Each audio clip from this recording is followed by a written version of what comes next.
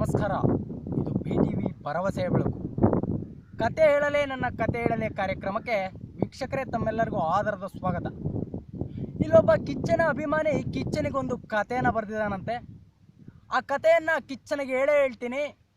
ನಾನು ಮುಂದೆ ಸಿನಿಮಾದಲ್ಲಿ ಏನಾದರೂ ಒಂದು ಸಾಧನೆ ಮಾಡ್ತೀನಿ ಅಂತ ಬೆಂಗಳೂರಿಗೆ ಬಂದು 3 ವರ್ಷ ಆಗಿದೆಯಂತೆ ವೀಕ್ಷಕರೇ. 3 ವರ್ಷ ಆದರೂ ಸಹ ಸೈಕಲ್ ತುಳಿದು ತುಂಬ ಸಾಕಾಗಿದೆಯಂತೆ ಜೀವನ.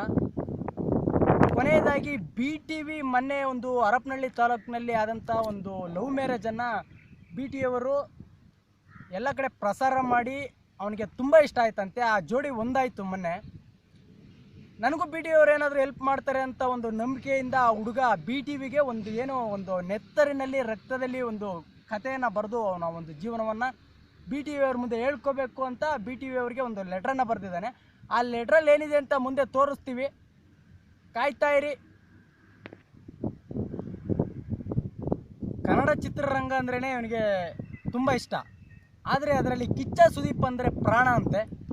ಚಿಕ್ಕ ವಯಸ್ಸಿನಿಂದಲೂ ಕಿಚ್ಚ ಸುದೀಪ್ ಅವರ ಚಿತ್ರಗಳನ್ನು ನೋಡಿಕೊಂಡೇ ಬೆಳೆದಿದ್ದಾನೆ.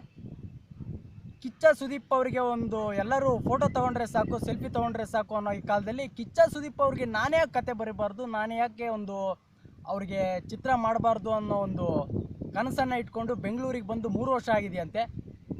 ಅವರ ತಾಯಿ ಸಮೇತ ಇನ್ನೂವರೆಗೂ ನೋಡಿಲ್ಲ ಅವನು. 3 ವರ್ಷದಿಂದ ಗಾಂಧಿನಗರದಲ್ಲಿ ಬಂದು ಸೈಕಲ್ ತುಳಿತಾನೆ ಇದ್ದಾನೆ, ಆದರೆ ಯಾರೂ ಹೆಲ್ಪ್ ಮಾಡಿಲ್ಲ.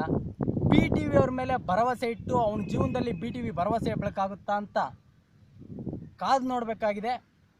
ವೀಕ್ಷಕರೇ,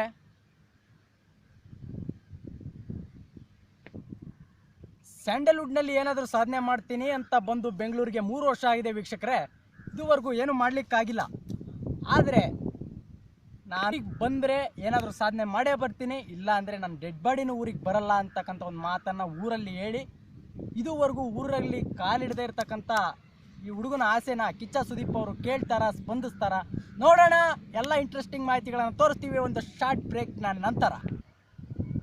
ಕಿಚ್ಚ ಈ ಹುಡುಗನ ಕಥೆಯನ್ನು ಕೇಳ್ತಾರ? BTV ಅವರು ಈ ಹುಡುಗನಿಗೆ ಹೆಲ್ಪ್ ಮಾಡ್ತಾರಾ? ಕಾದು ನೋಡೋಣ. ಈ ಹುಡುಗ ಗಾಂಧಿನಗರಕ್ಕೆ ಬಂದು ಹೆಚ್ಚು ಕಮ್ಮಿ 3 ವರ್ಷ ಆಗಿದೆ. ತನ್ನ ಕಥೆಯನ್ನು ಯಾರೂ ಕೇಳ್ತಿಲ್ಲ. ಗಾಂಧಿನಗರದಲ್ಲಿ ಸುಮಾರು ಸಿನಿಮಾ ಇಂಡಸ್ಟ್ರಿಯಲ್ಲಿ ತುಂಬ ಕೆಲಸ ಮಾಡಿದ್ದಾನೆ, ಆದರೂ ಕೂಡ ಯಾರೂ ಇವನಿಗೆ ಪ್ರೋತ್ಸಾಹ ನೀಡಿಲ್ಲ.